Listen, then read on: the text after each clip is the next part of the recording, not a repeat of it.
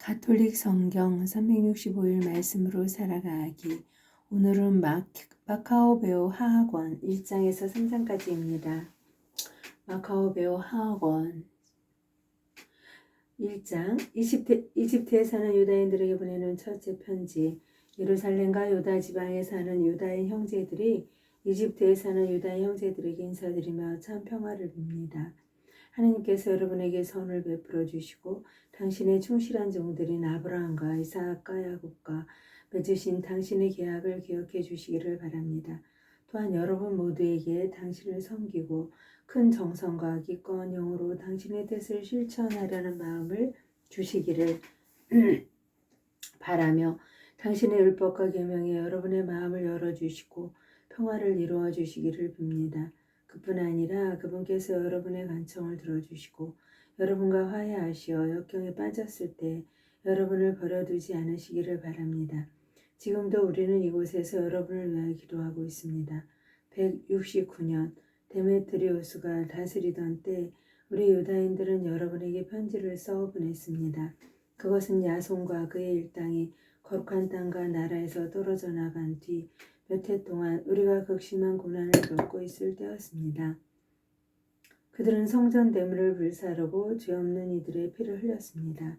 그때 우리가 주님께 간청하자 그분께서 들어주셨습니다.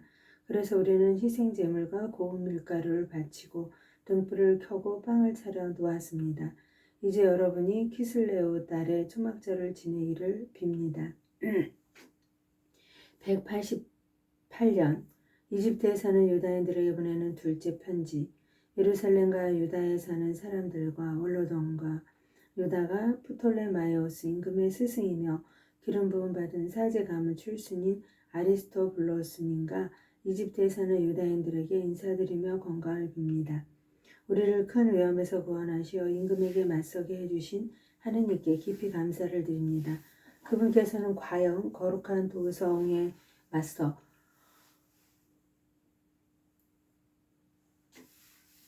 진을 친 자들을 몰아내셨습니다. 아무도 당해낼 수 없을 듯한 군대를 그 수령이 이끌고 페르시아에 이르렀을 때 그들은 나네아 여신의 사진들이 꾸민 속임수로 나네아 신전에서 박살이 났습니다. 그때 안티오쿠스는 그 여신과 혼인한다는 구실로 벗들과 함께 그곳에 갔었습니다. 그는 혼인 지창금 명목으로 그곳의 많은 부하를 차지하려는 것이었습니다. 나네아 신전의 사제들이 그것들을 늘어놓자 안티오코스는 부하 몇을 데리고 성소 경내로 들어갔습니다. 그가 들어서자마자 사제들이 신전문을 잠가버렸습니다. 그리고 천장에서 비밀문을 열고 벼락처럼 돌을 내리던져 그 수령과 부하들을 쓰러뜨린 다음 사지를 찢고 머리는 잘라 밖에 있는 자들에게 내던졌습니다. 사악한 자들에게 벌을 내리신 우리 하느님께서는 모든 일에서 찬미 받으소서. 우리는 키슬레오 달 25째 날에 성전 정결 미식을 거행하려고 합니다. 그래서 이를 알려 여러분도 초막절과 불의 축제를 지내도록 하는 것이 마땅하다고 생각합니다. 그 불은 느헤미야가 성전과 제단을 세우고 희생 제물을 바칠 때에 나타난 것입니다. 우리 조상들이 페르시아로 끌려갈 때 당시의 경건한 사제들이 몰래 제단의 불을 가져다가 물 없는 저수동굴 깊숙한 곳에 감춰놓고 아무도 그곳을 알아내지 못하게 만들었습니다. 오랜 세월이 흘러 하느님께서 보시기에 알맞은 때가 되자 페르시아 임금의 명을 받고 파견된 느헤미야가 그 불을 감춰둔 사제들의 후손들을 보내어 그것을 가져오게 하였습니다. 그러나 그들이 불은 찾지 못하고 진한 액체만 있더라고 우리에게 보고하자 느헤미야는 그것을 떠오라고 분부하였습니다. 희생 제물을 바칠 준비가 되었을 때 느헤미야는 사제들에게 나무와 그 위에 놓인 것에 그 액체를 뿌리라고 명령하였습니다. 그대로 한 다음에 시간이 흐르자 그때까지 구름에 가렸던 해가 비치면서 큰 불이 일어났습니다.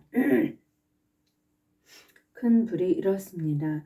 그래서 모두 놀랐습니다. 희생 제물이 타는 동안 사제들은 기도를 바쳤는데 사제들뿐 아니라 모든 이도 함께하였습니다. 요나탄이 선창을 하고 나머지 사람들이 느헤미야를 따라 화답을 하였습니다. 그 기도는 이러하였습니다. 주님 주 하느님 만물의 창조자, 경이로우시고 강하시며 의로우시고 자비하신 분, 홀로 임금이시며 선하신 분, 홀로 아낌없이 베푸시는 분, 홀로 의로우시고 전능하시며 영원하신 분, 이스라엘을 모든 불행에서 구해주시는 분, 저희 조상들을 선택하시어 거룩하게 하신 분, 당신의 백성인 온 이스라엘을 위하여 바치는 이 희생 제물을 받으시고 당신의 이 몫을 지켜주시며 거룩하게 해주소서. 흩어진 저희 결례를 한데 모으시고 이 민족들 사이에서 종살이하는 이들을 해방시켜 주시며 배척받고 멸시받는 이들을 구워보시어 당신께서 저희 하느님이심을 이 민족들이 알게 해주소서. 저희를 억누르며 오만하게 의수되는 자들에게 벌을 내리소서. 모세가 말한 대로 당신의 백성을 당신의 거룩한 곳에 뿌리내리게 해주소서. 이어서 사제들이 찬미가를 불렀습니다. 희생제물이 다 탄 뒤에 느헤미야는 나머지 액체를 커다란 돌들에 쏟으라고 명령하였습니다. 그러니 그대로 하니 불길이 일었습니다. 그러나 제단에서 빛이 비춰오자 그 불길은 사그라졌습니다. 이 일이 널리 알려져 유배사리로 끌려가던 사제들이 불을 숨겨놓은 곳에서 액체가 나와 느헤미야와 그 동료들이 그 액체로 희생제물을 살라 바쳤다는 사실이 페리시아인들의 임금에게도 보도되었습니다. 임금은 그 일을 확인한 다음 그곳에 담을 치고 거룩한 곳으로 만들었습니다. 그러고 나서 자기가 총애하는 이들에게 거기에서 얻은 많은 수입을 나누어 주었습니다. 느헤미야와 그 동료들은 그 액체를 렙타르라고 불렀는데 그것은 정화라는 뜻입니다. 그러나 그것을 나프타라고 하는 사람이 많습니다. 마카베오 하권 2장. 우리의 문헌에는 예레미야 예언자의 이야기도 나옵니다. 그는 앞에서 말한 그 불을 조금 가져가라고 유배자들에게 명령하였습니다. 그리고 예언자는 유배자들에게 율법을 준 다음 주님의 계명을 잊지 말고 금과 은으로 만든 우상들과 그 장식들을 보면서 생각만으로도 현혹되지 말라고 지시하였습니다. 그 밖에도 비슷한 말로 그들의 마음에서 율법이 떠나지 않게 하라고 타일렀습니다. 같은 문헌에 이러한 이야기도 있습니다. 예레미야 예언자는 신탁을 받고 나서 사람들에게 천막과 계약계를 들고 자기를 따라오라고 명령하였습니다. 그리고 모세가 올라가 하느님의 상속재산을 본 그 산으로 갔습니다. 거기에 가서 예레미야는 동굴집을 발견하고 천막과 계약계와 분향제단을 그곳에 안치하고 나서 입구를 막아버렸습니다. 그를 따라간 몇 사람이 길을 표시해 두르고 다가갔지만 그것을 찾을 수가 없었습니다. 예레미야가 그것을 알고 그들을 꾸짖고 나서 이렇게 말하였습니다.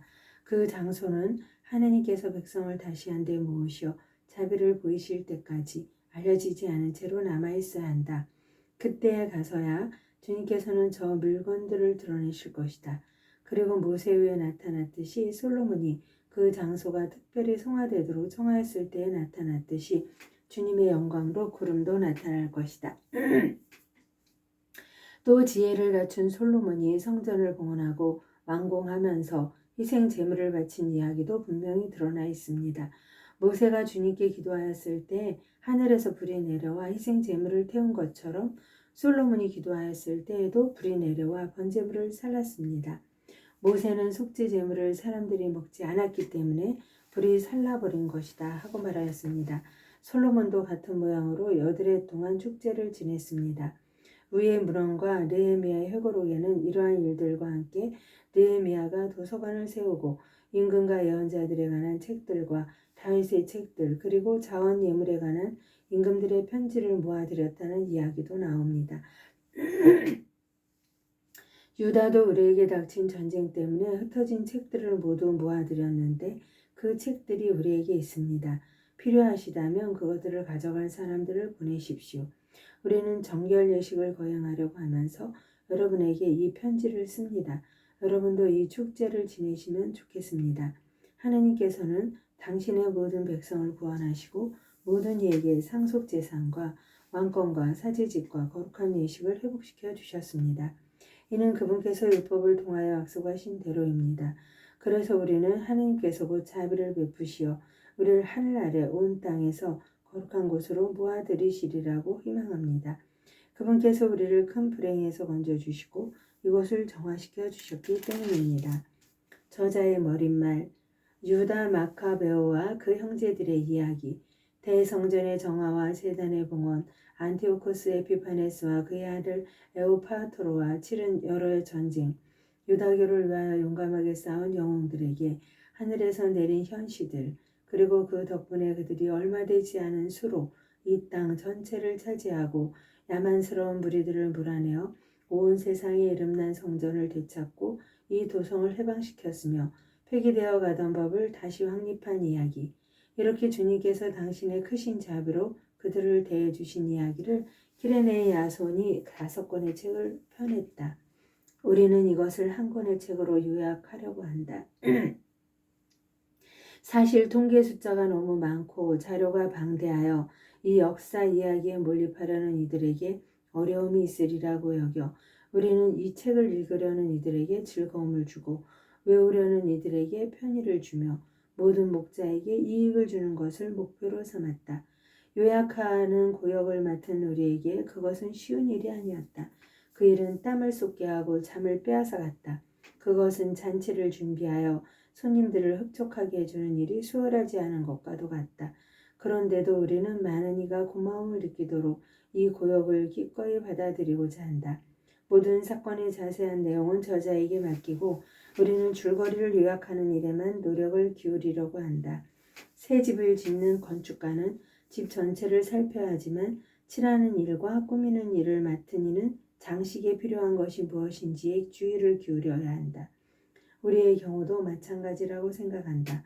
어떤 사건으로 들어가서 그 일을 두루 살펴보고 각 부분을 자세히 다루는 것은 원 역사가 할 일이다. 그러나 이야기를 다시 편집하는 이에게는 간결한 표현을 쓰고 사건의 세밀한 내용은 생략하는 것이 허용되어야 한다. 이상 말한 것에 덧붙일 필요 없이 이제 이야기를 시작하자. 역사를 요약한다고 하면서 그 역사의 머릿말을 길게 늘어놓는 것은 어리석은 일이다. 시몬이 반역하다. 오네아스 대사제가 경건하게 살고 악을 미워한 덕분에 거룩한 도성에서는 사람들이 완전한 평화를 누리고 법을 철저히 지키며 살았다. 그때는 임금들까지도 성소를 존중하고 세상에 선물을 보내면서 성전을 영화롭게 하였다. 아시아의 임금 셀레우코스도 희생 제물을 바치는 예식에 드는 모든 비용을 자기 수입에서 지불하였다. 베냐민 가문 출신으로 성전의 관리 책임자였던 시몬이라는 자가 있었는데 이 도성의 시장 운영과 관련하여 대사제와 의견 대립을 보였다. 그는 오니아스를 꺾을 수 없었으므로 그때 코엘레 시리아와 페니케아의 총독으로 있던 트라세우스의 아들 아폴리오니스에게 가서 예루살렘의 금고에는 엄청나게 많은 돈이 가득 차 있어 그 액수를 헤아릴 수 없는데 그 돈은 희생제물에 드는 비용이 아니므로 임금의 권한 아래 둘 수 있다고 일러 바쳤다. 헬레오도로스가 성전의 제물을 탈취하러 오다. 아폴로니오스는 임금을 만나 자기가 들은 대로 그 돈에 관하여 이야기하였다. 임금은 행정을 책임진 헬레오도로스를 뽑아 파견하며 앞에서 말한 그 돈을 가져오라고 명령하였다. 헬레오도로스는 곧 여행을 시작하였다. 그 여행은 코일레의 시리아와 페니케아의 성읍들을 시찰하려는 것처럼 보였지만 사실은 임금의 계획을 이루려는 것이었다. 예루살렘에 이르러 이 도성의 대사제에게 영접을 받은 그는 자기가 들은 정보를 제시하며 무슨 이유로 이곳에 왔는지 설명하였다. 그리고 그것이 사실이 그대로인지 물었다. 대사제는 금고의 돈이 일부는 과부와 고아들을 위한 기금이고 일부는 토비아의 아들로서 높은 지혜에 있는 히르카노스의 기금이며 또 사악한 시몬이 거짓으로 보고한 것과는 달리 그 돈은 다 해서 은 400탈렌트와 금 200탈렌트밖에 안 된다고 밝혔다. 그리고 성수의 거룩함과 온 세상이 존중하는 성전의 위엄과 그 불가침성을 믿는 이들에게 잘못을 저지르는 일은 절대로 있을 수 없다고 말하였다.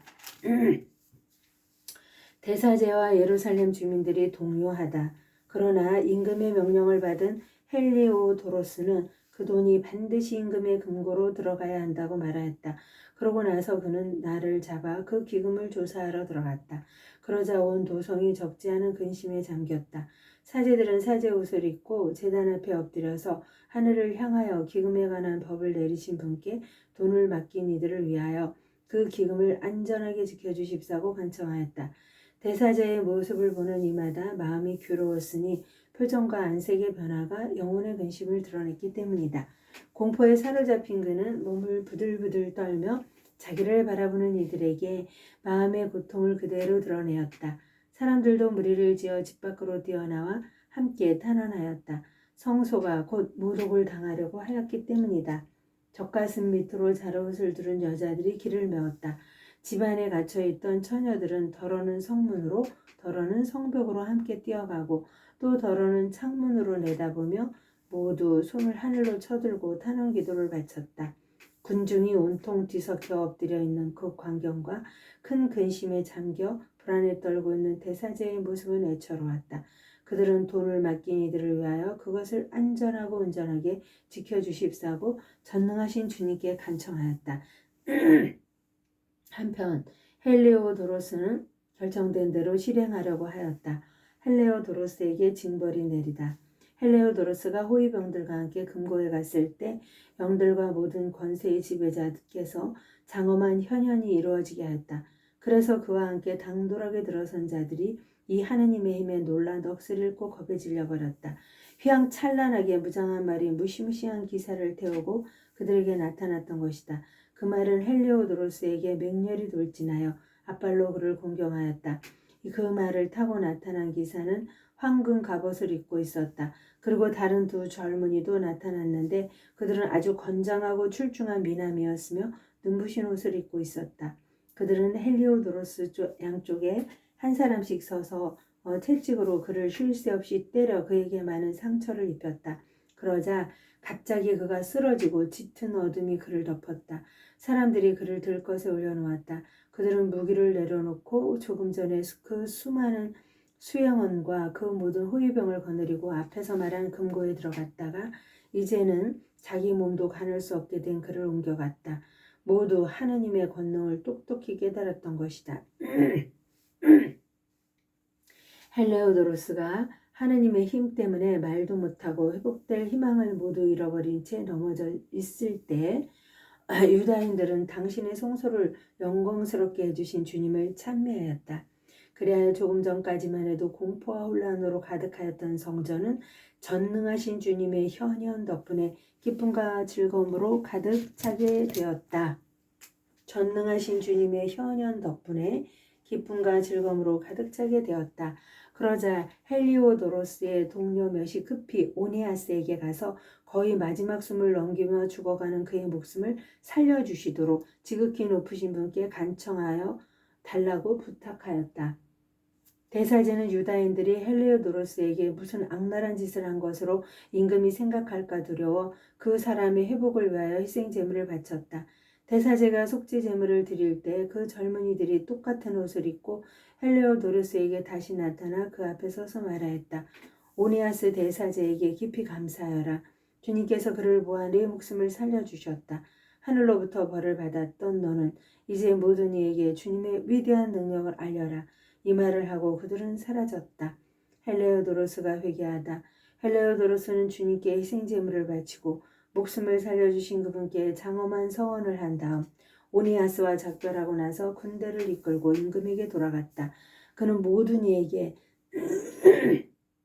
자기가 본 대로 지극히 위대하신 하느님의 일들을 증언하였다. 임금이 헬리오도로스에게 예루살렘에 다시 한번 사람을 파견하려면 누가 좋겠느냐고 묻자 그가 이렇게 대답하였다. 임금님께 맞서는 자나 정권에 반기를 두는 자가 있으면 그를 거기에 보내십시오. 설령 살아나온다 하여도 호되게 채찍들을 당하고 돌아올 것입니다. 그곳 주변에는 정말 하느님의 어떤 힘이 있습니다.